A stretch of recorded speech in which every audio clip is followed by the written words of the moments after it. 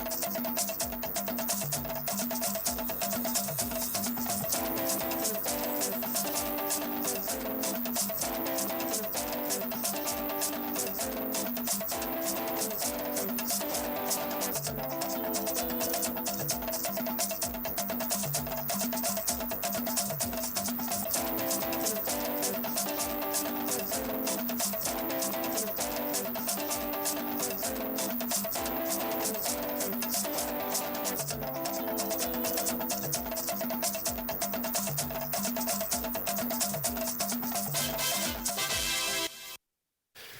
evening and welcome to Nationwide on the network service of the Nigerian Television Authority.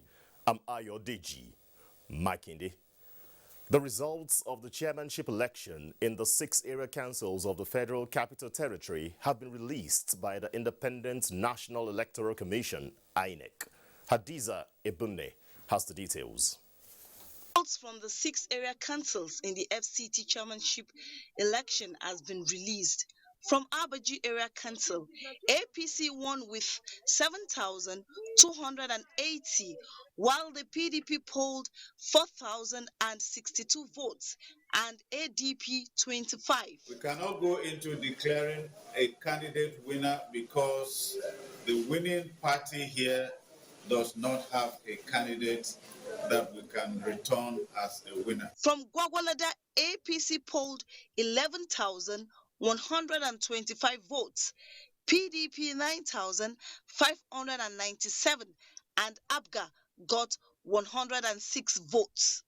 Ibrahim Abubakar of APC, having satisfied the requirement of the law, is hereby declared the winner. While from Kuje, PDP emerged winner with 13,301 votes, APC 7,694 votes, and LP 79. Suleiman Abdullah Sabo of PDP, having certified the requirements of the law, is hereby declared the winner. From Buari Area Council, PDP polled 13,045 votes, while APC 7,697 and Abuja 6,003. John Gabaya Shekwogwaza of PDP, having satisfied the requirements of the law, is hereby declared the winner. From Kwali Area Council, APC won with 7,646 votes, PDP 7,345, and ADP 70 votes. Sunday Danladi Chia of APC, having satisfied the requirements of the law, is hereby declared the winner. And from Amak, PDP emerged winner with 19,302 votes, APC 13,240, and PRP 287. Christopher Zaka of People's Democratic Party, having satisfied the requirements of the law, is hereby declared the winner and is returned elected. With this announcement of results from the 6 area councils of the FCT, the chairmanship election has come to an end. The only area council yet to have its chairman declared is Abuja. Hadiza Ebune, NTA News. In related developments, the Center for Democratic Development, CDD, has expressed concern over the 4 polling units in Ward 5 of the Abuja Municipal Area Council, AMAC, that recorded no voter turnout in the FCT Area Council election. Miriam Amadu reports that the CDD program officer made this known while briefing journalists on the group's findings. Observe that the general turnout of voters in the FCT Area Council elections was impressive, particularly in Gwagwalada, where a crowd came out in their numbers. The group also noted the incident of monies exchanging hands in Abuja Southeast Ward and Gwagwalada. The strategy of vote buying involved party agents asking voters who had been induced to converge in a particular location away from the polling unit to sell their votes. Also the problem of poor crowd management, which led to INEC officials being overcrowded by voters, thereby disrupting the general electoral process. CDD also pointed out the partial malfunctioning of bimodal voter accreditation system (BVAS) across some polling units, while in others it was a failure. The beavers were waiting for INEC to respond. We tried to reach them during the course of this failure. The question kept coming, the feedback kept coming that they were on top of the situation. CDD observers' data show that 33.2% of INEC officials were women, while 66.8% men across the areas the group monitored. Miriam Amadi, NTA News. Yaga Africa, as an accredited election observer body, has identified insecurity and low voter turnout as part of challenges at the just concluded Federal Capital Territory Area Council elections. The Yaga Africa Director of Programs stated this while briefing the press. Odiri Arutere has the details. The press, Yaga Africa spoke concerning reports received from observers on field. The Director of Programs, Yaga Africa, Cynthia Mbamalu, says their observers have identified some irregularities. Late opening of polling units due to poor logistics and election security problems. In line with the election guideline, the BVAS was deployed in all polling units observed. In some polling units observed, INEC deployed 2 BVAS machines to the polling units. Some others with over 1,000 registered voters had only 1 BVAS. This is actually against INEC's plan. INEC had committed to have more than 1 BVAS in polling units with over 1,000 voters.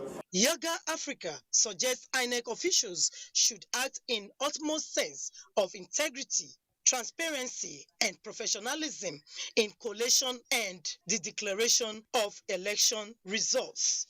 In Abuja, Odiri Arutere, NTA News. Devoted to Radio and Trust is the theme of the 2022 edition of the World Radio Day, celebrated on 13th February every year. Broadcasters and media analysts who are marking the event around the world say despite a global decline in trust in the internet and social media networks, radio continues to be seen by people as one of the most trustworthy news sources in Nigeria. Millions of people still rely on radio as a source of information, education, and entertainment.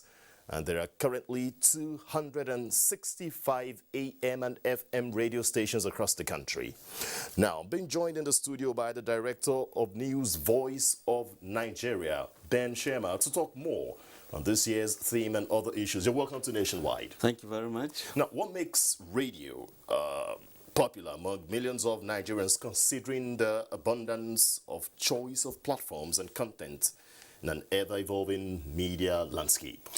The trust is there, very constant like the Northern Star, and the messages, of course, reach nooks and crannies. You don't need electricity after all. It's not complicated, it's accessible, and you find even those in the bushes, farmers, you see cattle rearers, they carry their radio sets along, and you can also use it in terms of teaching people how to even go agriculture. You use it for education. You can see that even campuses are now having radio stations to ensure that they have what is called campus radio. So the United Nations, UNESCO just felt that radio is trusted, it is there, it is constant, it is to be used for humanity and for the good of for the good of everybody.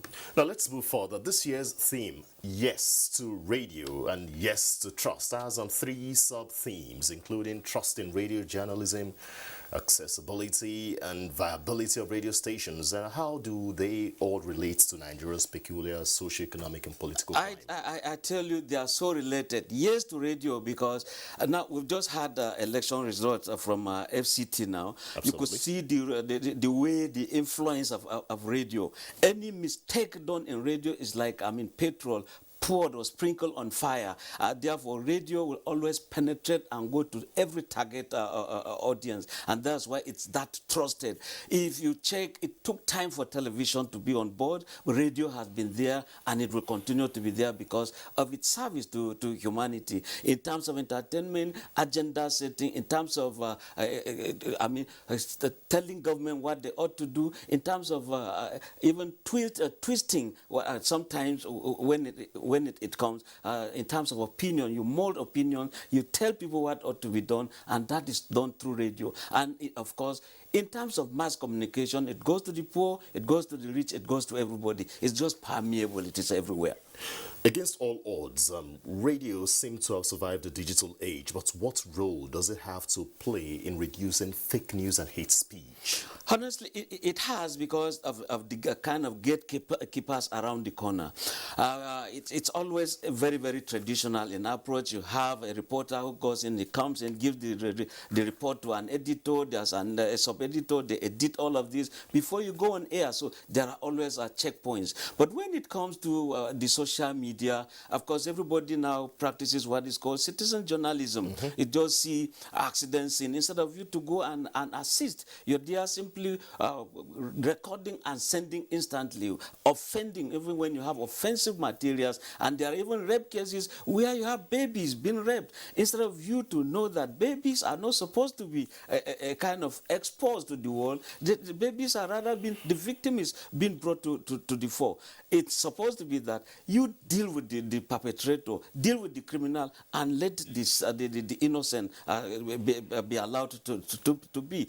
So radio has become that thing that will link government and the people. In terms of checkmating government, you can as well speak to people directly in the field, and they begin to tell government, look, government ought to do this and this and this. And I tell you what, many of these government officials, they listen to radio, because radio, you can keep it by your pillow, you can close your eyes and listen to radio. It's just accessible, it's portable, the messages are just there, you know. Now, on a quick note now, we live in a world, we've talked about the digital age where everybody seems to be a blogger, being on the social media. Do you think radio will survive another century? Radio will survive, surely. Even when we have what you call a convergence of the media, television is on phone, your newspaper is on phone, the radio is there, but you realize that audio, therefore, must be there. Whether it's talking, where they're talking of television, you have a vision without the voice, then you have not made it. There has to be the radio element. Newspapers are going into radio or television, you still have to have the voice, and that is the audio aspect. And that is why radio has come to stay. It will stand as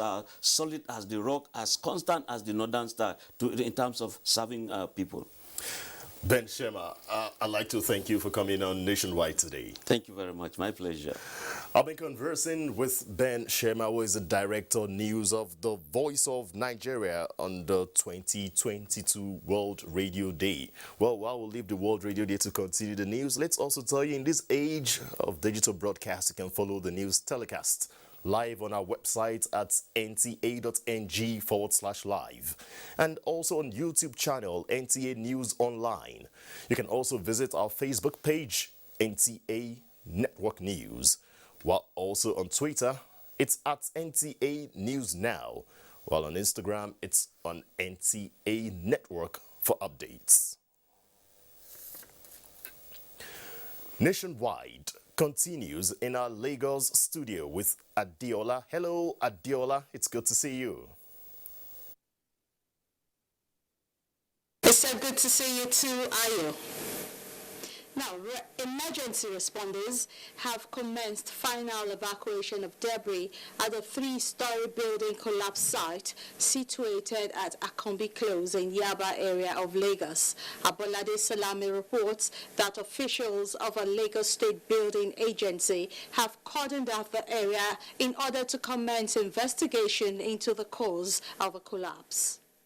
The unfortunate incident occurred around the Yaba area of Lagos, according to reports from emergency management agencies, claimed 4 lives while 2 persons were rescued alive. The 3-story building, still under construction, eyewitness informed NTA, was red flagged by the Lagos State Building Control Agency to suspend work on the site due to some lapses observed on the building. This, however, led to work temporarily being put on hold. Unfortunately, engineers working on the project recently returned to site to commence work, and the unimaginable happened. I actually saw a red flag on it, but I don't know what happened thereafter. But the only thing I could see about the building is that the foundation was okay, but post-foundation level, I can't say much on that. It was red flag, of course, yes. Stop work came. They stopped the work, they came as a team. Who opened it? Will they continue without it being opened? So there are a lot of issues I think we should look into. It's more fortunate that it's happening this way. The deployment of heavy-duty equipment alongside assistance from youths in the neighborhood helped in the rescue of 2 persons, while those trapped under the rubble were not lucky enough, as their remains have been deposited in the morgue. Situations where emergency responders are prevented from carrying out their rescue operation by the presence of large crowd at emergency scenes, responders say, is a major challenge that must be addressed. We have to break in the barricade before we could get to the scene of the emergency. But however, we put everything that is humanly possible to ensure that we rescue the people that were involved. We will be taking out the debris. We will be going down slowly and steadily in all the quadrants to ground zero. In the meantime, security operatives are present at the site to ensure law and order is maintained as heavy-duty trucks cut away the debris. In Lagos, Abolade Salami, NTA News. And now to other reports. Promoting trade and investment that will benefit the Nigerian economy, as well as address issues affecting the ease of doing business, dealing with regulators and foreign exchange, was the crux of a dialogue between European Union and members of European Union Chamber Nigeria held in Lagos. Amaka Obo reports. This gathering comprises a high-powered delegation from the European Union and European Business Chamber, an association uniting main European investors and corporate organizations in Nigeria to optimize business opportunities for job creation and economic development. Describing the European Union as Nigeria's largest trading partner, the EU ambassador to Nigeria, Samuela Isopi, re-emphasized the need to reinforce economic partnerships between both entities to deepen investment and foster economic growth. Development is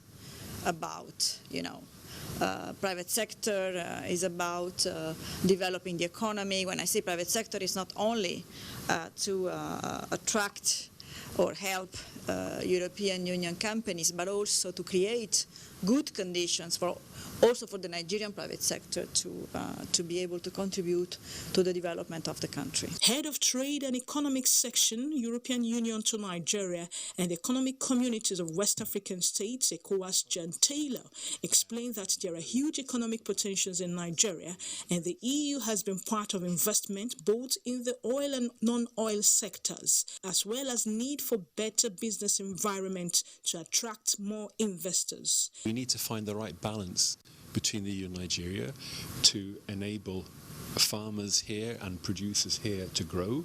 And one example where the EU is already very active is the dairy sector. The European Business Chamber Nigeria was established in 2018. It has about 40 members. It comprises of 4 working groups which include the finance, trade across border, sustainability, and human resource and skills development working groups. In Lagos, Amaka O, NTA News. Those are the stories from Lagos, but don't forget that you can follow this news live on our website at nta.ng/live and on YouTube at NTA News Online. You can also visit our Facebook page at NTA Network News, Twitter handle at NTA News Now, and on Instagram at NTA Network for updates. Let's take our first break, and when we return, Nationwide continues with Ayodeji in Abuja.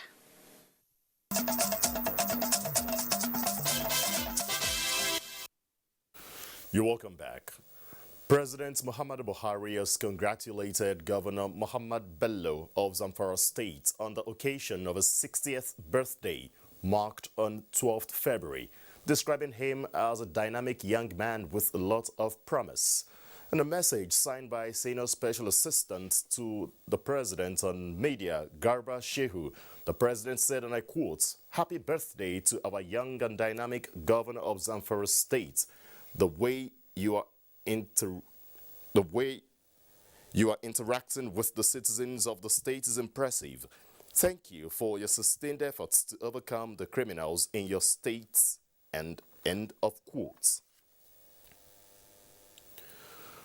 The federal government says the branding of Canadian protesters as terrorists or insurrectionists amounts to double standards. Information and Culture Minister Lai Mohammed stated this at a media briefing in Oro in Kwara State. Anthony Forsen reports.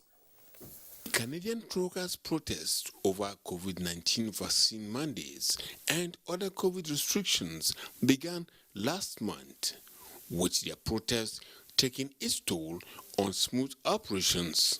The government has branded them a terrorist or insurrectionists and have been subjected to a number of clampdowns by the same government and private organizations.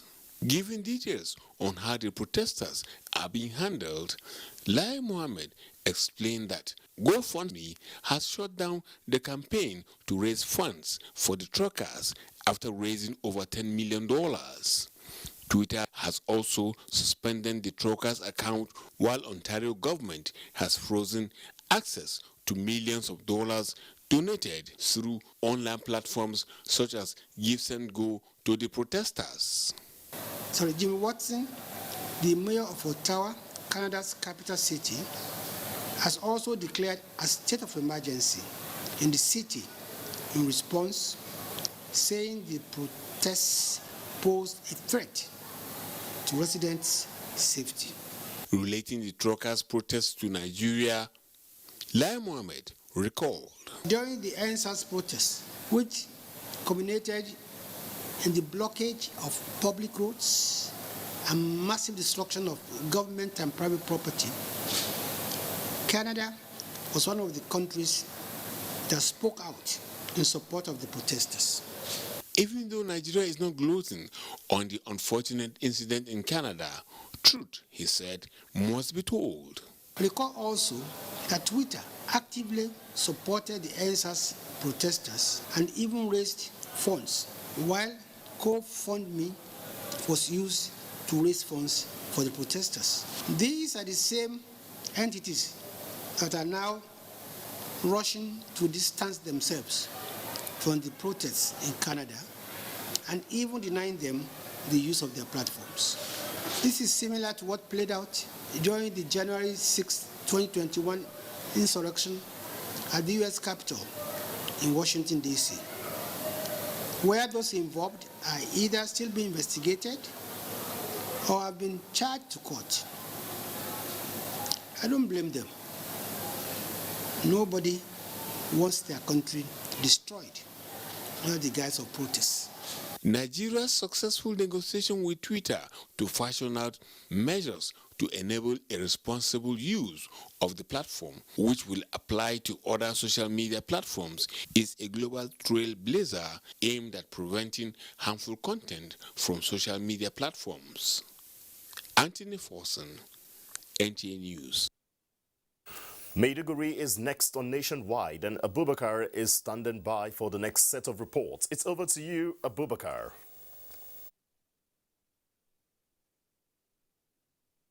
That's true, Ayodeji. Thank you for joining us. Use of smart technology and intensive sensitization have been described as the important direction for addressing the growing problems of the Lake Chad region for the benefit of all. This formed part of a communique at the end of a 3-day international conference on conflicts, indigenous institutions, and cultural sustainability organized by the Center for the Study and Promotion of Cultural Sustainability, University of Maiduguri. Mohammed Ibrahim completes the report.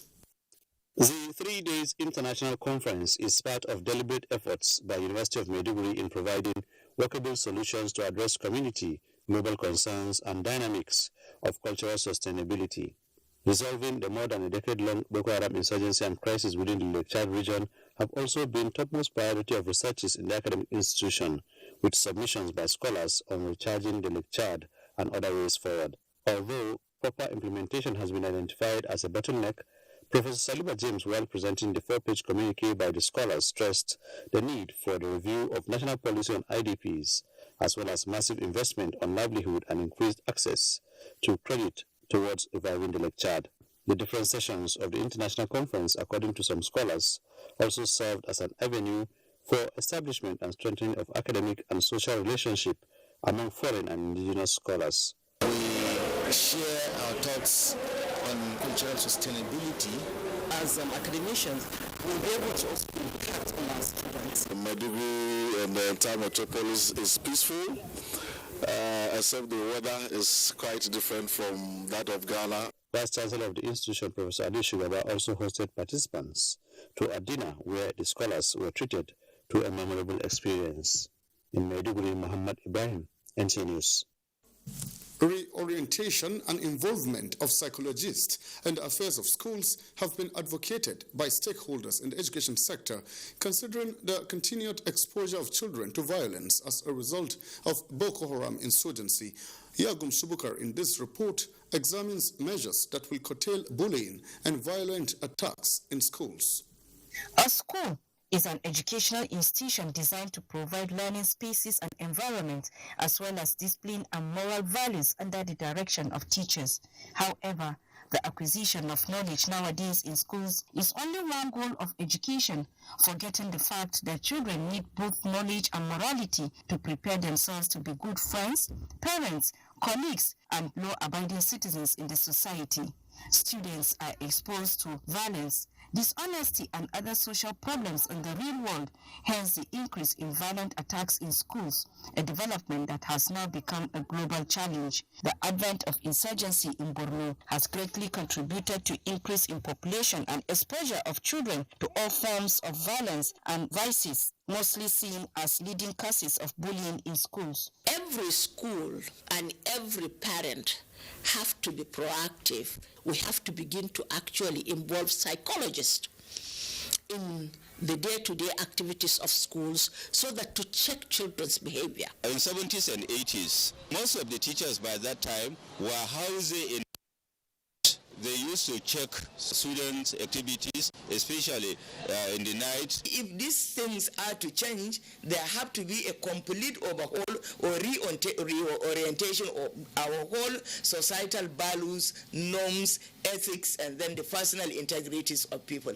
We have oriented our prepares on this issue not to beat the younger students. The police, however, say it is on alert to ensure no breach of law and order in schools across the state. We have directed from the Inspector General of Police that we should provide security in all the schools. The recent case of bullying and violent attacks of a junior secondary school student of Academy College of Islamic Theology, Maiduguri, has reawakened security consciousness in schools across the state in order to avert future occurrence. In Maiduguri, Yagum Subukar, NTA News.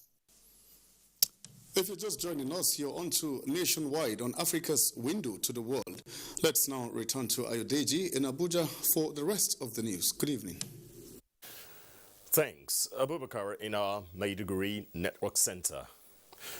Back here in Abuja, if you are an air passenger, this is cheering because the Chairman, Senate and House of Representatives Committees on Aviation have unanimously declared that the usual excuses given by airline operators for frequent delays and cancellations of flights are not tenable.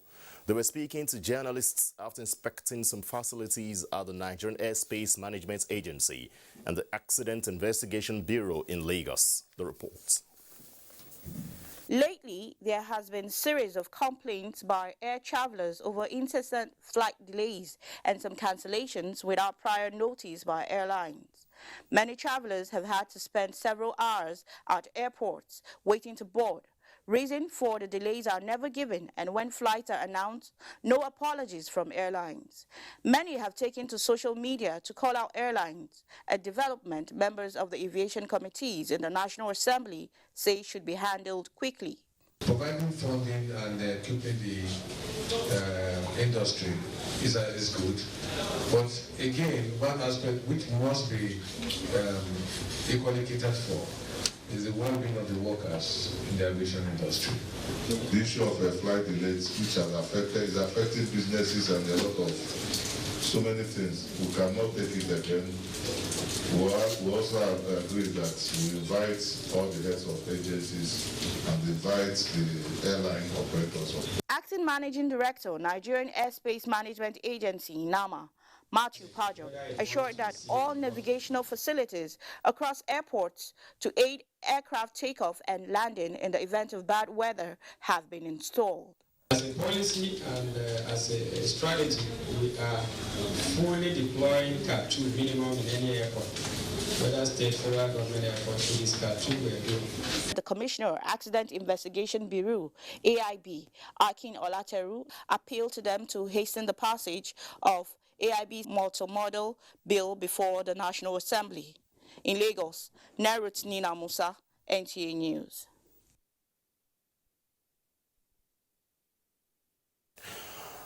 We now cross over to our Ibadan Network Center, and Kemi is our guide. Good evening, Kemi. Good evening, Ayodeji, and a warm welcome to Ibadan.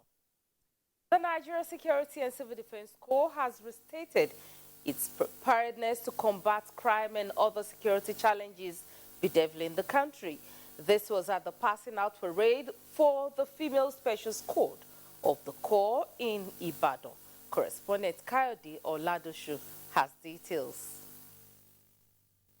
In a moment like this that the nation is facing critical challenge in the security architecture, the decision to name the threat in the board caused the creation of Female Special Squad by the Nigeria Security and Civil Defense Corps.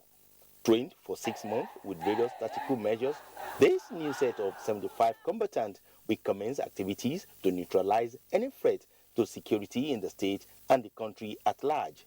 If maintaining peace at home and in the country belongs to women, then you should know what you just enrolled for now is further enhancement of peace in the country. Now is the time for concerted effort by all stakeholders to rise, engaging every means to mitigate the threat to our collective peace and progress. Displaying different field operations ranging from unarmed combat, rifle and silent drill, the Special Squad were charged to deter flagrant attack on any assailant. At this critical time of insecurity in the nation, so much has been invested in you. Keep extending peace to Nigeria. The Female Special Squad is one of the transformational programs of the Nigerian Security and Civil Defense Corps with a mandate to reposition the security structure of the nation. In Ibadan, Kayode Oladoshu, NTA News. The number of filling stations selling petrol in Ijebu-Ode, Ogun State, continues to dwindle as motorists lament that the situation is taking its toll on their businesses. Correspondent Joe Pupola reports. Folagbade Ibadan Road is always a beehive of activities with high vehicular movement, but the situation is different with motorists jostling to buy petrol at a few filling stations dispensing the products in Ijebu-Ode. I came from Ekpe to Ogun State, that is Lagos State to Ogun State, because of fuel. It is not just the motorists that are affected. Most artisans and other business owners who cannot operate their businesses without petrol were seen with jerrycan jostling to buy the commodity. Nigeria has this petrol, but the scarcity, we don't know how it comes about. It's affecting all of us. What we heard about it is that there is no crisis. It is a wrong buying of fuel by the NNPC, and they said they're going to withdraw it back to base, and there is no need for panic buying. Most of the filling stations are dispensing at 165 naira per litre, but it will take an average of 30 minutes to get fuel. A filling station manager who spoke to NTA said there is no cause for alarm. It's just the fear of unknown that is affecting our people. Residents of Ijebu are hoping the narrative will change for normalcy to return. In Ijebu, Joel Bukbola, NTA News. And that's it from Ibadan. Nationwide continues with Ayodeji in Abuja. After this break, stay with us.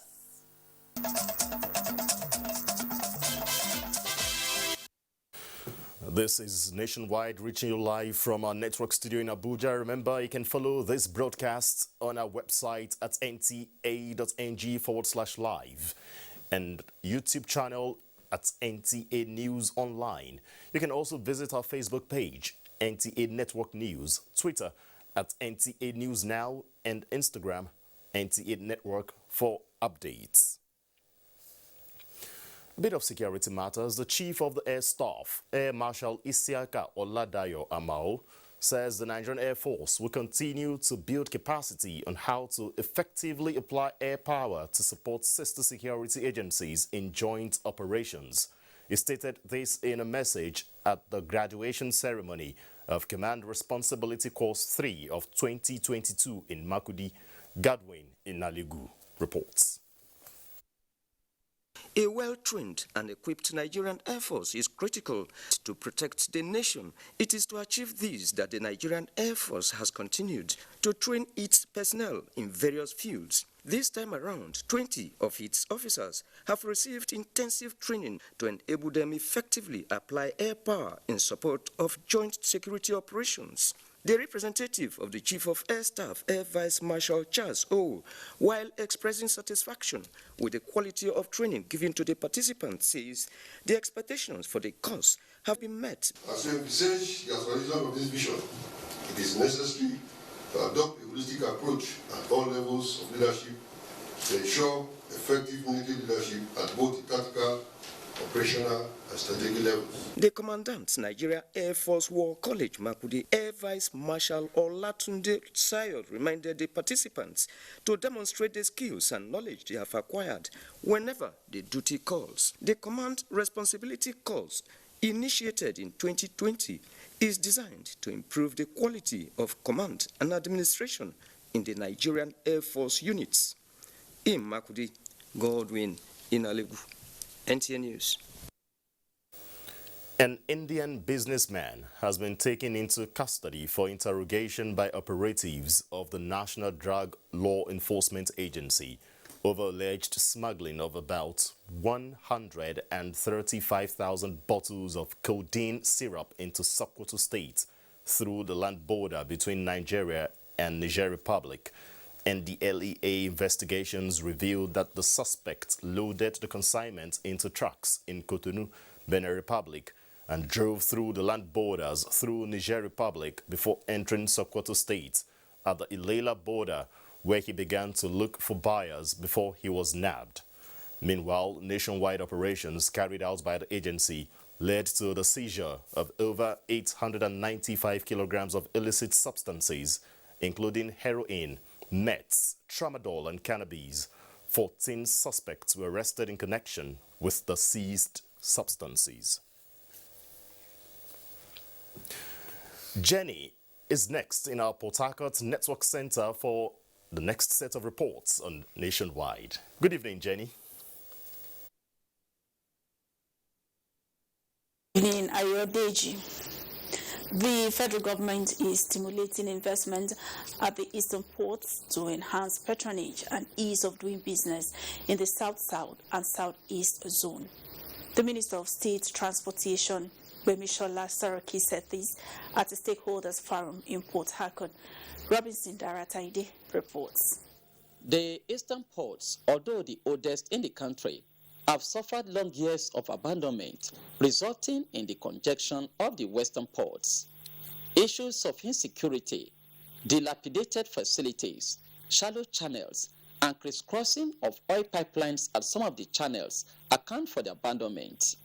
Federal government says provisions are made in the 2022 budget to address these challenges, even as some of the terminal operators have commenced the process for the construction of the damaged beds and jetties in Calabar, One and Port Harcourt ports. We must take a holistic approach to the issues of encouraging people to use here. And the number one issue there is insecurity, which we're trying to address. And we are also discussing with manufacturing companies that import raw materials and letting them understand, for instance, if you have a factory in Aba or in Owerri, it is easier for you to import through One or Rivers Port, and it is shorter distance than actually bringing it through Lagos. Some of the stakeholders called for port master plan to enhance connection between the existing ports and the proposed ports, as well as extend the tariff relief granted to ship owners to cargo owners. There's got to be a buy-in between the federal government and its agencies, the state government and the local government, and everybody realizing that the port is there absolutely to create prosperity for the people who live in the hinterland. The security situation in Eastern Port now, as everyone can attest, is very much improved. There is peace, so business can thrive. The eastern ports include Calabar, One, Port Harcourt, and Warri ports. In Port Harcourt, Robinson Delateide, NTA News. A proper tax system that is convenient for taxpayers and the regulatory authorities have been reiterated as a key component towards achieving higher revenue for infrastructural development. These were the views of some economists and financial experts in Port Harcourt as they x-rayed the impact of proper tax system on infrastructural development in Nigeria. Joy Uzo reports. Taxation is a principal tool in the financing administration of the economy of any nation. Tax evasion, which is viewed as a drawback to this objective, economic and financial experts noted can be corrected by a proper tax system that is convenient for the...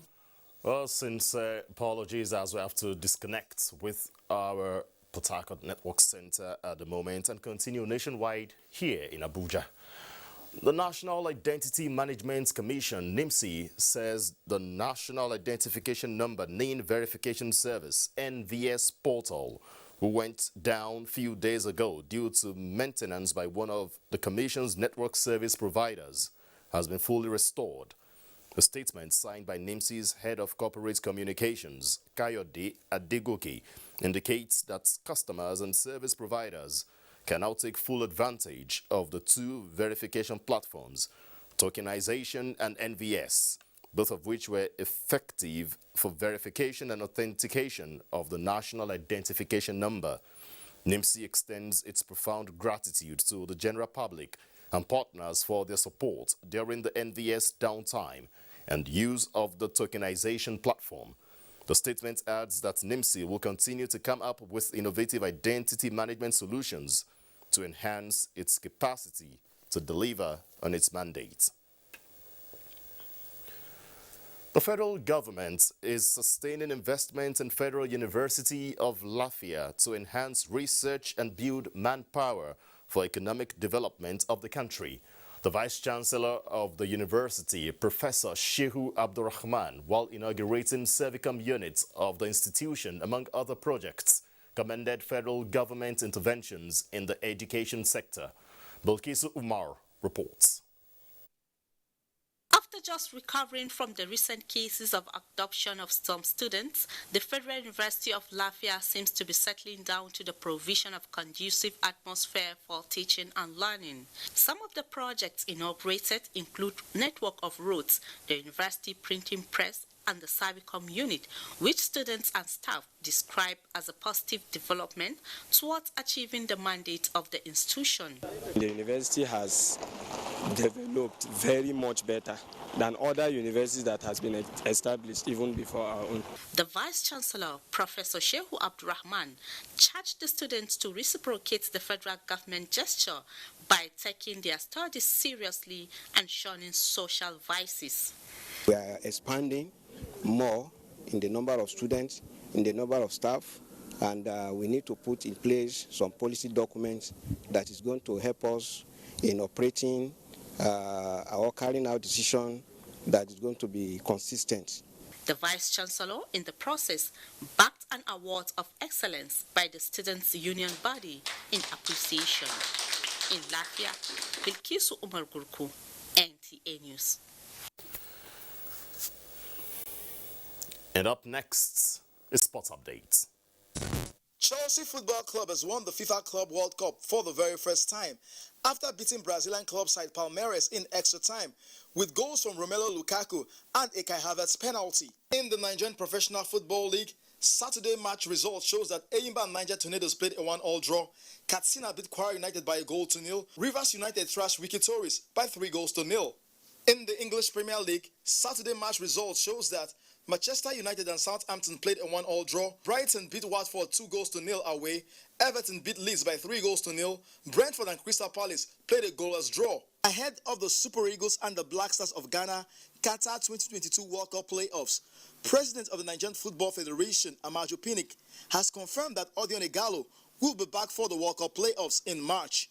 Ighalo was included in Nigeria's 2021 AFCON squad after coming out of retirement, but could not make the team due to club engagement. However, Pinnick confirmed that the 32-year-old striker will be back for the two massive games against the Black Stars of Ghana. The NFF president confirmed Ighalo's commitment to the Super Eagles after visiting Ighalo. Israel Adesanya retained his UFC 271 middleweight title on Saturday night after defeating Robert Whittaker in Houston, Texas. Over 6,000 fans packed into the Toyota Center to watch the middleweights rematch, almost 3 years in the making.